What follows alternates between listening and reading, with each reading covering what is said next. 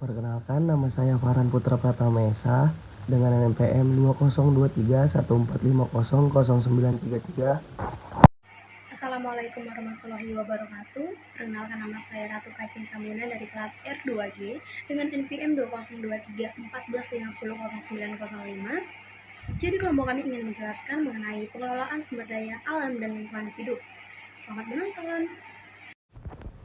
Pada kesempatan kali ini, kelompok kami akan membahas tentang pengelolaan sumber daya alam dan lingkungan hidup.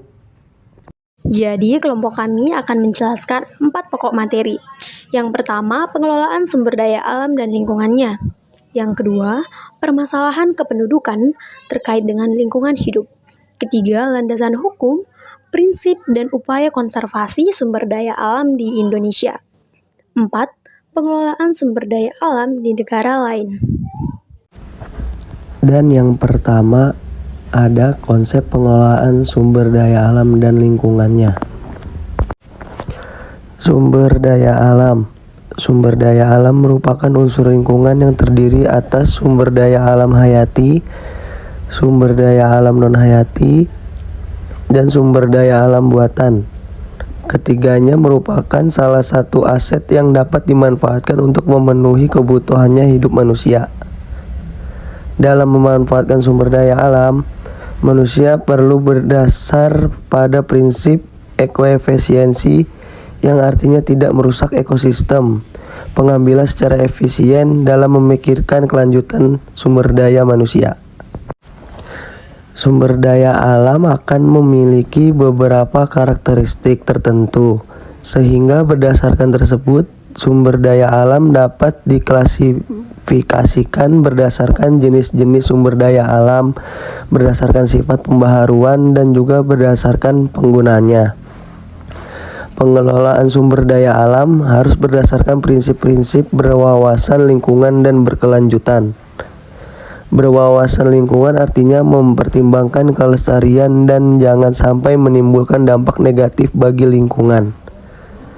Cara penggunaan sumber daya alam oleh manusia yang dapat dipertanggungjawabkan ada 4, yaitu selektif, menjaga kelestarian, perlunya penghematan sumber daya alam, dan perlunya pembaharuan sumber daya alam hayati. Lingkungan hidup. Menurut Undang-Undang Republik Indonesia Nomor 32 Tahun 2009 tentang perlindungan dan pengelolaan lingkungan hidup, lingkungan hidup adalah kesatuan ruang dengan semua benda, daya, keadaan, dan makhluk hidup, termasuk manusia dan perilakunya yang mempengaruhi alam itu sendiri. Kelangsungan perkehidupan dan kesejahteraan manusia serta makhluk hidup lainnya. Menurut Undang-Undang Nomor 4 Tahun 1982, pengelolaan hidup adalah upaya terpadu dalam pemanfaatan, penataan, pemeliharaan, pengawasan, pengendalian, dan pengembangan lingkungan hidup. Macam-macam sumber daya alam. Macam-macam sumber daya alam dapat dibedakan berdasarkan sifat, potensi, dan jenisnya. Berdasarkan sifat. 1. Sumber daya alam terbarukan atau bisa disebut dengan renewable. 2. Sumber daya alam tidak terbarukan atau bisa disebut non-renewable. Yang ketiga, sumber daya alam yang tidak habis. Dan berdasarkan potensi, 1. Sumber daya alam materi, 2. Sumber daya alam energi, 3. Sumber daya alam ruang. Dan berdasarkan jenisnya, sumber daya alam non-hayati atau bisa disebut abiotik, dan sumber daya alam hayati atau bisa disebut biotik. Dan kita masuk yang kedua, yaitu adalah permasalahan kependudukan terkait lingkungan hidup. Yang pertama, ada kemerosotan kualitas dan kuantitas sumber daya. Dan nomor 2, pencemaran oleh limbah dan bahan berbahaya. Dan ketiga, dampak rumah kaca. Keempat, hujan asam. Kelima, lubang lapisan ozon. Dan yang terakhir ada kesenjangan sosial. Permasalahan lingkungan tersebut di atas seringkali dikaitkan dengan penurunan kualitas lingkungan hidup manusia, khususnya akibat dari pertambahan populasi penduduk bumi yang demikian pesat yang menuntut pemanfaatan sumber daya alam. Yang ketiga, landasan hukum, prinsip dan upaya konservasi sumber daya alam di Indonesia. Landasan hukum konservasi. 1. Undang-Undang Nomor 5 Tahun 1990 tentang konservasi sumber daya alam dan hayati dan ekosistem. 2. PP Nomor 68 Tahun 1998 tentang kawasan suaka alam dan kawasan pelestarian alam sebagai pelaksanaan Undang-Undang Nomor 5 Tahun 1990. Pengertian kawasan suaka alam dan kawasan ciri khas dengan khas tertentu, baik di daratan maupun di perairan. 3. PP Nomor 7 Tahun 1999 tentang pengawetan jenis tumbuhan dan satwa. Pasal 1 dan 8 pelaksanaan pengawetan jenis tumbuhan dan satwa. Undang-Undang Nomor 41 Tahun 1999 tentang kehutanan. Undang-Undang Nomor 16 Tahun 1992 tentang karantina hewan, ikan dan tumbuhan. Undang-Undang Nomor 21 2004 tentang keamanan hayati atas konservasi tentang keanekaragaman hayati. Dan Undang-Undang Nomor 32 Tahun 2004 tentang kewenangan pemerintah daerah. Pasal 18 ayat 1, daerah yang memiliki wilayah laut diberi kewenangan untuk mengelola sumber daya di laut. Dalam upaya konservasi sumber daya alam di Indonesia, kita dapat menerapkan 3 prinsip. Yang pertama, prinsip reduce, bahwa dalam mengelola sumber daya alam, kita harus berusaha menggunakan seminimal mungkin dan tak dihabiskan. 2. Prinsip reuse, bahwa kita harus mengusahakan kembali suatu barang hingga tak dapat berfungsi lagi. 3. Prinsip recycle, untuk mengelola kembali barang agar tidak menjadi sampah. Prinsip berwawasan lingkungan dan kesinambungan. Pertama, penghijauan dari reboisasi. 2. Sengkedaan atau terasering. 3. Pengembangan daerah aliran sungai. 4. Pengelolaan air limbah. 5. Penerbitan pembuangan sampah. Upaya konservasi sumber daya alam di Indonesia. Yang pertama, melindungi dan menjaga daerah tangkapan hujan dan kawasan pegunungan agar selalu terjaga kesediaan airnya. 2. Meningkatkan resapan air tanah untuk menanggulangi sumur resapan dan pembukaan lahan. Keempat, mengatur penggunaan air agar tidak terlalu berlebihan sehingga mengurangi persediaan air. 4. Pencegahan pembuangan air limbah ke laut dan sungai. Materi keempat, pengelolaan sumber daya alam di negara lain. Yang pertama ada Malaysia. Malaysia merupakan negara yang masih serumpun dengan negara Indonesia. Hal ini dibuktikan dengan kondisi geografis yang hampir sama, dan potensi sumber daya alam yang dimilikinya pun hampir serupa dengan negara kita. Kedua, Brunei Darussalam. Negara yang terletak di ujung pulau Kalimantan ini memiliki sumber daya alam juga, yaitu pada sektor pertambangan yang memiliki minyak bumi dan gas alam. Brunei mampu memproduksi 180.000 barel minyak setiap harinya, hingga dibangun monumen billion barrel di pantai Syria untuk memperingati jumlah 1 miliar ton minyak yang telah diproduksi negara ini. Ketiga ada Kamboja. Kamboja memiliki potensi sumber daya alam yang hampir sama dengan negara tetangganya, yaitu pada bidang pertanian yang memiliki karet, beras, kayu, hingga umbi-umbian. Sektor pertambangan negara Kamboja ini pun cukup banyak, yaitu memiliki gas alam, minyak bumi, dan batu permata berupa safir dan rubi. 4. Ada Myanmar. Myanmar merupakan negara yang kaya akan sumber daya tambangnya, yaitu berupa tambang emas, timah, seng, perak, batu permata, gas alam, dan nikel. Kamu tahu nggak kalau batu giok merupakan salah satu primadona dari negara ini?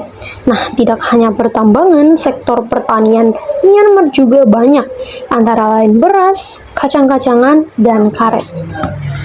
Dengan mendaur ulang sampah, pengusaha asal Bekasi, Jawa Barat meraup untung ratusan juta rupiah tiap bulannya. Tidak hanya itu, usahanya menyelamatkan lingkungan juga mendapat apresiasi dari dalam maupun luar negeri. Saksikan dalam segmen Go Green berikut ini.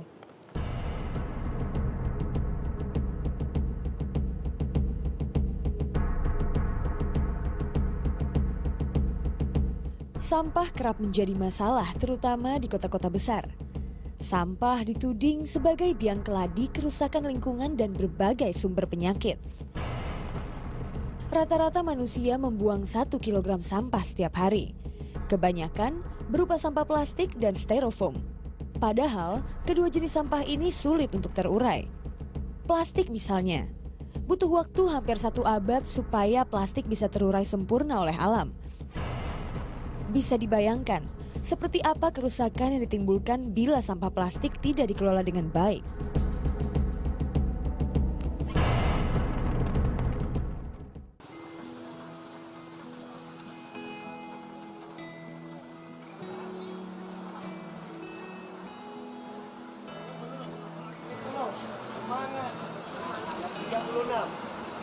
Di tangan Muhammad Baidowi, sampah bisa diubah jadi rupiah. Tentu bukan dengan sulap atau sihir, namun dengan teknologi daur ulang sampah. Jadi makanya 14 tahun yang lalu saya mulai usaha ini karena saya pengen jadi pengusaha. Cuman kan saya harus memilih usaha apa. Saya pilih yang murah dan tidak banyak orang yang tertarik, yaitu usaha sampah. Jadi saya jalanin usaha ini, siapa sih yang mau jalanin usaha sampah hari gini gitu. Di CV Majestic Buana Group milik Baidowi, berbagai jenis sampah plastik dikumpulkan dan dipilah. Sampah plastik tersebut ia dapatkan dari lapak, pengepul, atau langsung dari pemulung. Setelah terkumpul, botol plastik dikelompokkan berdasarkan jenis dan warna. Sedangkan untuk gelas plastik, dibersihkan terlebih dahulu dari tutupnya, baru kemudian dimasukkan ke mesin pencacah.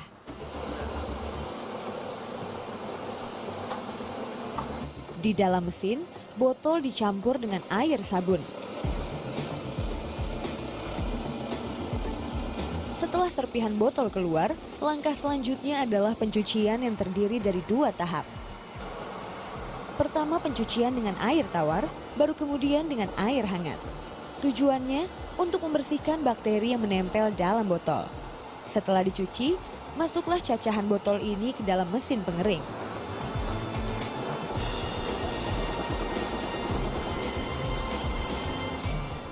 Sampah botol plastik jenis PET atau yang biasa disebut dengan polyetherlite telepellet berasal dari bekas botol air mineral. Biji plastik jenis ini digunakan untuk bahan baku benang polyester.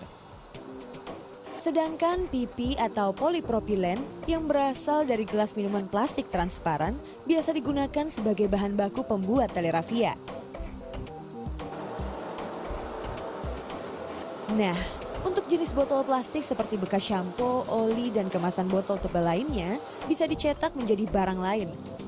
Seperti lakop atau ujung sapu ini.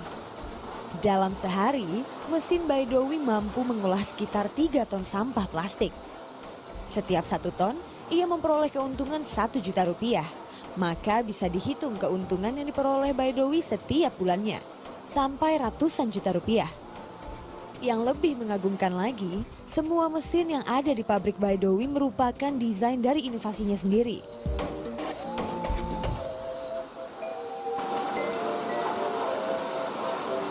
Sarjana akuntansi ini juga memproduksi dan menjual mesin-mesin daur ulang sampah. Ada 3 ukuran mesin yang ia produksi, 14, 16, hingga yang paling besar 20 inci. Mesin-mesin tersebut dibanderol 30 hingga 40 juta rupiah. Harga yang pantas bila disandingkan dengan keuntungan yang dijanjikan. Mesin buatan Baidowi ini sudah tersebar di pelosok tanah air. Puluhan mitra Baidowi telah menikmati inovasinya. Selain menjual mesin, Baidowi juga mendampingi mereka agar bisa menjadi pengusaha seperti dirinya. Dan kelebihan saya adalah selain berbagi ilmu, saya ajarkan cara daur ulang sampahnya, hasil produksinya saya beli. Jadi cacahan-cacahan hasil produksi bekas botol minuman, bekas botol oli, bekas botol sampo, itu dijamin 100% saya beli. Dan itu sudah berjalan belasan tahun ini, seperti itu. Dengan usahanya ini, Baidowi mampu menyerap tenaga kerja. Sekitar 30 orang penduduk di sekitar pabrik dikaryakan untuk mengolah usaha daur ulang plastik miliknya. Masni misalnya, ia sudah menjadi karyawan di pabrik Baidowi selama lebih dari 5 tahun. Ya tadinya kita kan ibu rumah tangga, karena ada perusahaan bapak ini, ya kita dekat. Sekalian kita ikut bekerja di sini buat nambah-nambah penghasilan begitu. Berkat inovasinya ini, berbagai penghargaan telah Baidowi raih. Tak hanya dari dalam negeri, bangsa lain pun mengapresiasi Baidowi. Teranyar, ia memperoleh Country Winner Malaysia China Chamber of Commerce Green Award tahun 2013 di Kuala Lumpur. Apa yang dicapai Baidowi saat ini tentu tak diperoleh dengan cara yang instan. Semuanya merupakan kristalisasi keringat dan doa yang panjang. Janganlah kamu ingin cepat-cepat mengerjakan pekerjaan yang besar. Karena pekerjaan besar, proyek besar, itu jarang kamu temukan. Yang sering kamu temukan itulah pekerjaan yang kecil-kecil. Tapi bagaimana mungkin kamu bisa mengerjakan pekerjaan yang besar, proyek yang gede, kalau yang kecil saja belum terbiasa. Dan sekecil apapun pekerjaan itu, datangnya dari Tuhan. Maka harus lakukan dengan sungguh-sungguh, dengan hati yang suci. Inovasi yang dilakukan Baidowi tak hanya membuahkan rupiah, tapi juga menyelamatkan lingkungan. Dengan menjaga lingkungan, secara tidak langsung kelangsungan hidup anak cucu kita juga akan terjaga. Tim Liputan melaporkan untuk NET.